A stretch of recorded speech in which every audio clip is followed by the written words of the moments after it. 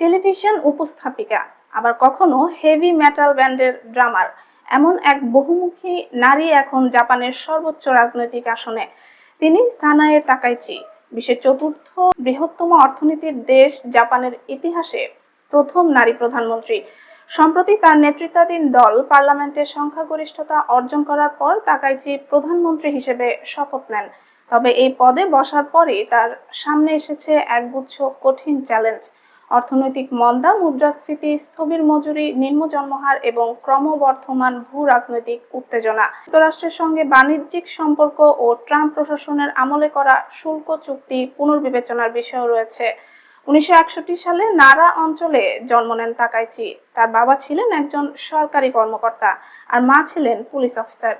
ছোটবেলা থেকেই তিনি স্বাধীন চেতা ছিলেন। একসময় স্কুবা ডাইভার হিসেবে কাজ করেছেন। আবার গাড়ির প্রতি তার গভীর আগ্রহ রয়েছে। তার নিজের প্রিয় টয়োটা সুপ্রা গাড়িটি বর্তমানে নারা জাদুঘরে প্রদর্শিত হচ্ছে।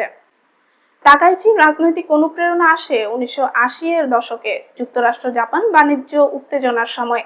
আমেরিকায় অবস্থানকালে তিনি যুক্তরাষ্ট্রের কংগ্রেস ওমেন প্যাট্রিসিয়া শ্রোডারের অফিসে কাজ করেন, যেখানে তিনি বুঝতে পারেন জাপান বিশ্বে নিজেকে শক্তভাবে উপস্থাপন করতে না পারলে সবসময় অন্য দেশের করুণার উপর নির্ভর করতে হবে।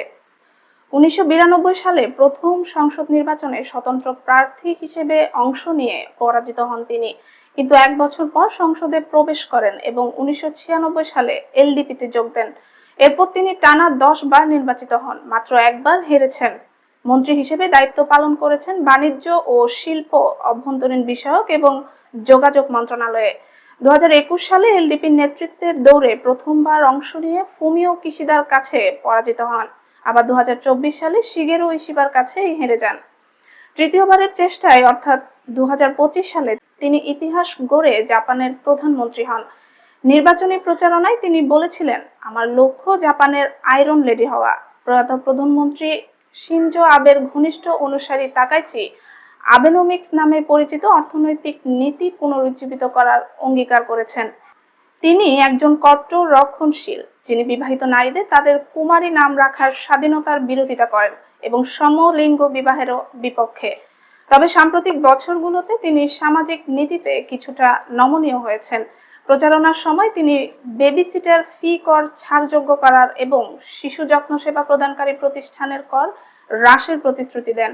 নারী স্বাস্থ্য সেবা, গৃহস্থালী কর্মীদের স্বীকৃতি এবং বৃদ্ধ সমাজের যত্নে নতুন নীতি গ্রহণের অঙ্গীকার করেছেন তিনি। তাকাইচি বলেন, আমি এমন একটি সমাজ গড়ে তুলতে চাই যেখানে নারীরা সেবা বা সন্তান পালনের কারণে তাদের কর্মজীবন হারাবে না। বিতর্কিত ইয়াসুকুনি মন্দিরের নিয়মিত দর্শনার্থী তাকাইচি জাপানের আত্মরক্ষা বাহিনীর উপর আরোপিত সাংবিধানিক সীমাবদ্ধতা শিথিল করতে চান, যাতে দেশটির প্রতিরক্ষা সক্ষমতা আরো জোরদার হয়। তিনি নিজেকে জাপানের মার্গারেট থ্যাচার হিসেবে দেখেন। যদিও সমালোচকরা বলেন তার অর্থনৈতিক কঠোরতা ও বাস্তববাদিতা এখনো থ্যাচারের সমকক্ষ নয়, তবে তার দৃঢ়তা, আত্মবিশ্বাস ও অদম্য ইচ্ছাশক্তি জাপানি রাজনীতিতে এক নতুন যুগের সূচনা করেছে।